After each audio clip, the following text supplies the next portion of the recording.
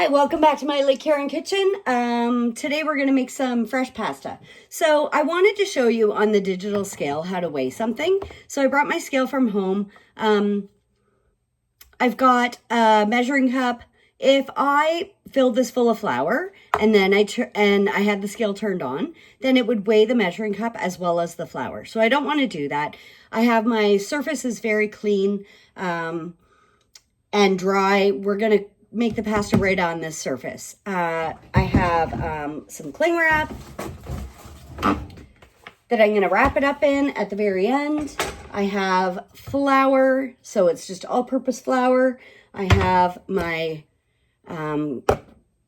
my bowl for my ingredients that like my egg shell, my scrap bowl. So I'm going to fill this up. So I'm first going to turn the scale on so it zeroes out, so it'll say 0. And then I want about 100 grams of pasta for a generous portion for one person. So I'm going to make 100 grams. I'm going to use 100 grams of flour. So I'm going to scoop out my flour. I'm not going to bang it down like we talked about before. Put it on here. There's 88. Oh, sorry. My scale looks like it didn't zero out on me. There we go. So we want 100 grams of flour. It's almost a cup. Yep, there we go. We're at 100. Oh, 96. I'm not going to worry too much if it's exactly 100 because we can always add. So we're at 99. That seems reasonable. So I'm going to get rid of my scale. I'm going to dump the flour right on my surface. I'm going to use this measuring cup to make a little well. I'm going to use salt, but I only want a pinch. So a pinch literally means to pinch it. So I'm going to put some in my hand, and then I'm just going to take a pinch. I'm going to add it to the middle. The rest of it, I'll get rid of.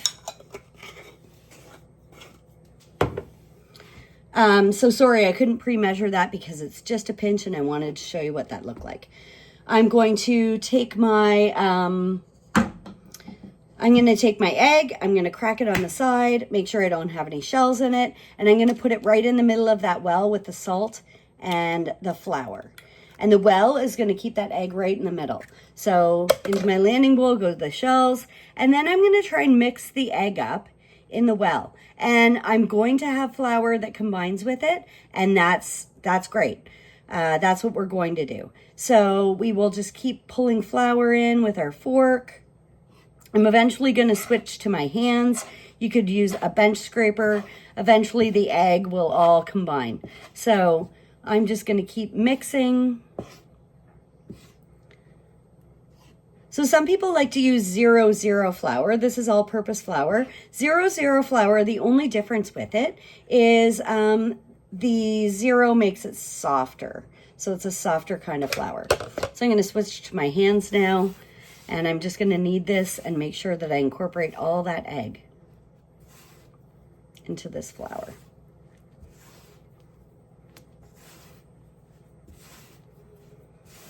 So when we knead the dough, it's going to activate gluten. And then we need to let this dough rest. So that's what the saran wrap's for. We're going to actually put it in saran wrap so it doesn't get all dried out and crusty. So I'm just going to keep mixing this.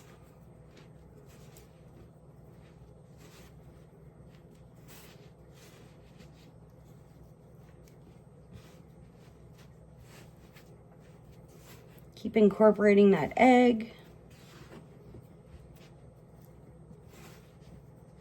And we want the dough to feel like, actually kind of like Play-Doh.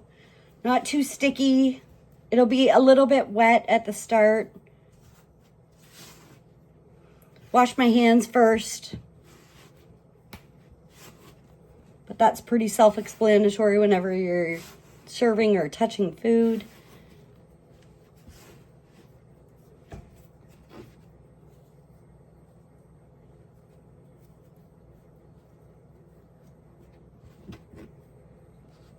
So I just keep folding it over and pushing. So I'm just kneading that.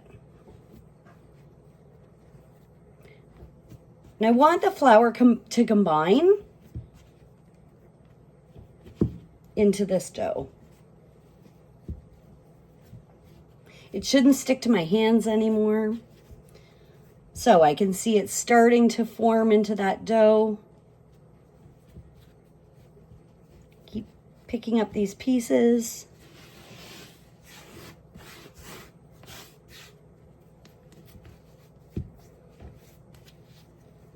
I keep folding it and pushing.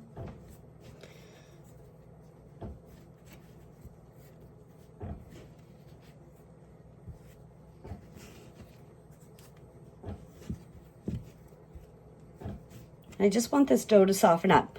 You could use a food processor just until it's combined, and then start moving this with your hands.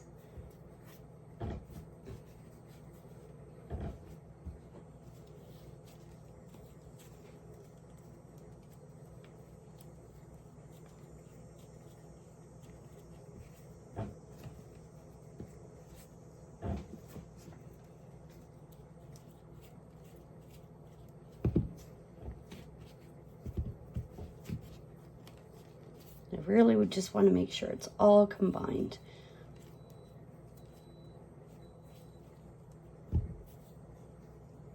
So I got some dough on my fingers here.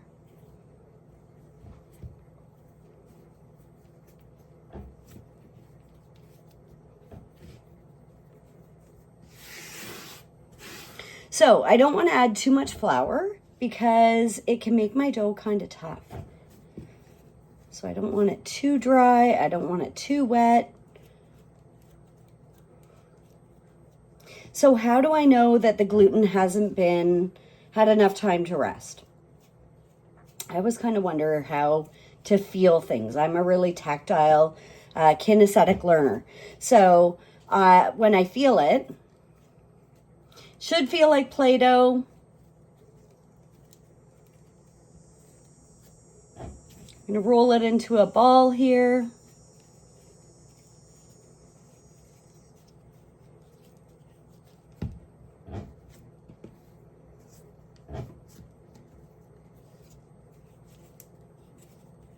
So there's my pasta dough. And like I said, I'm going to use my cling wrap.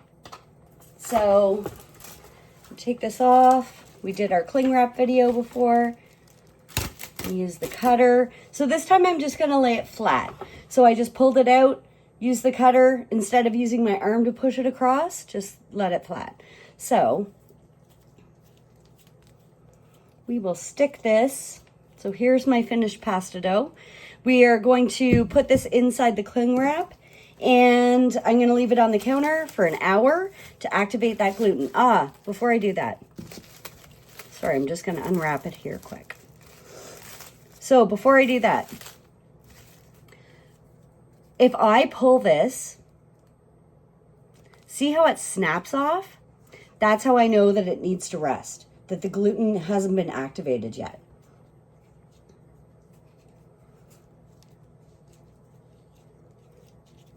Sorry, I want to get it back into like a bit of a disc here. So just like that, we'll leave that. Like I said, we're going to leave this rest for half an hour. So I'm going to clean up my countertop and I'll see you soon. So I think our pasta dough is ready. I have the luxury of having a electric Atlas motorized pasta machine. So again, it has these two pins on the side. This is attached to my counter with like a little attachment down here that just screws onto the counter and keeps everything stationary. So up here, there's rollers to roll the pasta. These rollers, the first ones, once I attach the motor, I'll talk about that. It has a dial. So you can see that this dial moves the blades closer the rollers closer together. So the first spot that we have to have that motor is in this section. And then when we want to cut the pasta, we move the motor over to this side. If I want to cut spaghetti, I'm cutting on this one. If I want to cut fettuccine, I'm cutting on this one. So today we're going to cut on this one. So there are two, I'll show you what I'm talking about. There's two spots back here where you can put that. So again, the pin goes into here, you turn it, and it hooks onto there. That's for the rollers. If I wanted to use spaghetti, I would start on this side. I would take that pasta that's rolled out and I would put it through this side. And today we're going to use fettuccine, so we're going to actually put it on this side. So that's what I'm talking about. So you'll want to always read the manufacturer's instructions, but I'm just going to put this together right now so we can use this end of the machine. So again, I hook it in, I push down, and then mine is motorized, so I don't even have to turn it. So if I want to pulse it, I turn it to this side, and then every time I want to use it, I push down. On this side, it's just continuously on, so that's the side that I usually use. I have some extra flour. I don't want to add too much flour to my pasta dough, or else it gets, it just doesn't, it's not as, it's more tough, to be honest. It adds flour to that pasta dough. So we're going to take out our pasta dough. You can see how different it is now. When I pull it, it stretches. Okay, so that's what we're looking for. So the first thing I'm going to do is cut it into even pieces. So for this one, I'm just going to cut it in half. I'm just going to use a butter knife. I'm not going to, I don't have a bench scraper here, but a bench scraper would be a great tool to use. So the first thing I do is cut that pasta dough in half. So I've got two halves, look the same. I'm always going to keep my second half that I'm not using rolled up so it keeps the moisture in. So again, it's always in that plastic wrap. So the first thing I'm going to do is squash this. So it's flat, it's kind of in a square. And that's what's going to go through my pasta machine.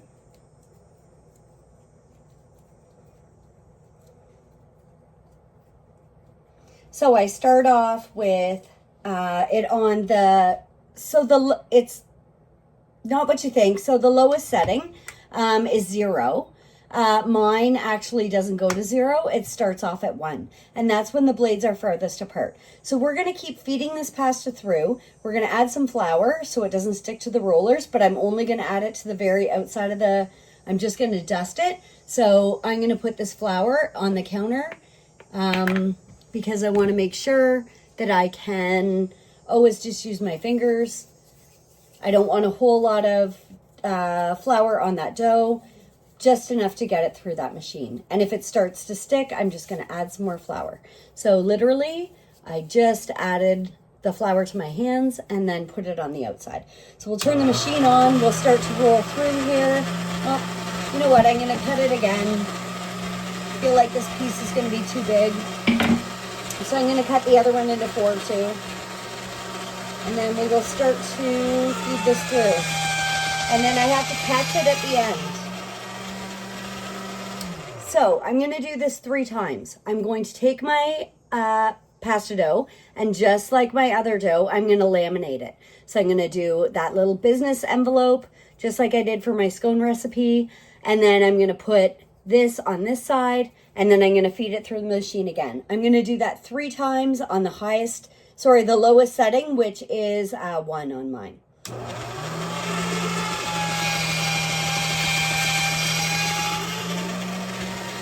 Okay, again, laminate. This is my second pass through with the laminated dough. It'll make the most beautiful pasta. Okay, my 3rd time.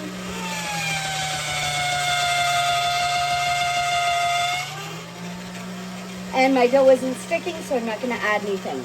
But then I'm going to start to make the rollers smaller. So this is number 2. So again, we can't go right to the end. We have to keep adding. So I'm on 2, then I'm going to go to 3.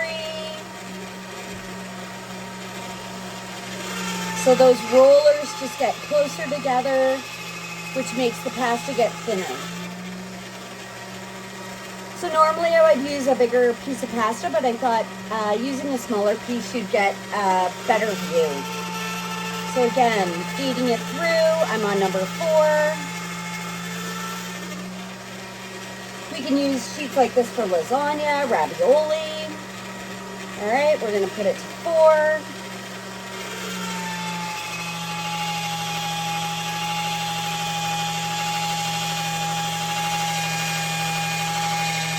Some people add olive oil to their dough. So when I was making the dough, if I felt like the dough was too dry, then I would add a little olive oil. If I felt like the dough was too wet and it was sticking to my hands, I would add a little more flour.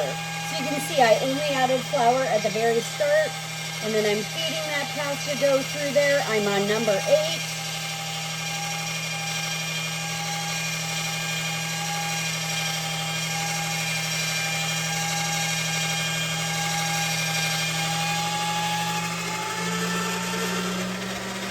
You can see we went from that little tiny piece of dough, and this is what we've ended up with. So if I didn't have a machine like this, then what I would do is I would actually use a rolling pin. And the goal is to get this to a very thin texture. So I will keep rolling out the rest of the dough, and I'll see you soon. And then we'll cut it. So I finished rolling out all that pasta dough. I'm just going to change my machine just like I talked about before. So we're going to do fettuccine today. But this is what the pasta dough looks like when it's all rolled out to my number 8 setting from my number 1 setting. So for this side of the machine, what I like to do is I like to put some flour in between my fingers and rub it all over up and down that blade. And then I'm just going to turn it on. So I want to make sure that the blade, that is all floured on the inside. If I feel like it's sticking to it, again, I'll just use my fingers or my hands, and I'll put like a little bit of flour on the outside, but I want to be very mindful to not do that. So this is what I have. A little bit of flour in my little tray, and that's where I'm going to put my finished pasta. So that's my landing bowl for today. All right, let's get started. So I'm going to turn on my machine, put a little bit of flour on that outside, rub it with my hand. I've still got flour on my hand, so I'm just going to flip this over because remember, we don't want to add too much flour. And then we'll start to cut it. I'm doing fettuccine today because I'm making fettuccine Alfredo with it. So I'm going to pick this up. This pasta machine, I'm going to say I bought it at a secondhand store. Now that you know what you're looking for, buy a pasta machine. Some of them have a crank instead of the motor. They work just as well. Same idea. Some start at 0, some go up to 10. Mine starts at 1 and it goes to 8. But make sure that you read the manufacturer's instructions. So I'm just going to turn this on. I've switched my my motor onto that top plate like I had said before. And then I'm going to turn this on. I'm going to feed this through like this. You'll see the pasta come out the other end. You'll see my hand. What I'm going to do after that, I could use a rack or something to lay the pasta over with like this if I want a dry pasta. Then I just lay it over there, and once it dries, I can store it. I'm going to use fresh pasta today. It cooks faster because it's not dry. So, and then you can see it come out the other end. If you feel like your fettuccine's too long, you could cut this all in half. But you can see this fettuccine coming out the other end. I'm going to watch my fingers. I'm always going to watch the top, not the bottom. And there we go. So this is a really long piece of pasta. So what I'm going to do on this tray is I'm going to make sure it's on the flour so it doesn't all stick together. And I'm actually just going to make a little nest. So as I put it down, I just twirl it around and twirl it around so it sits there. So I have 2 little nests now. And then I'll make my 3rd one and we'll get going. This is actually my longest piece. So what I'm going to do, because this piece is so long, it was that dough that I didn't cut in half. So if you don't cut it enough, you'll just end up with really long pasta. If I wanted to make ravioli, I would put the ravioli on these sheets like this. I would add the filling to half of it, and then I fold this over and my ravioli would be inside. If I wanted to make lasagna, I could cut these sheets as big as my pan, and I would just use the fresh pasta in sheets like that.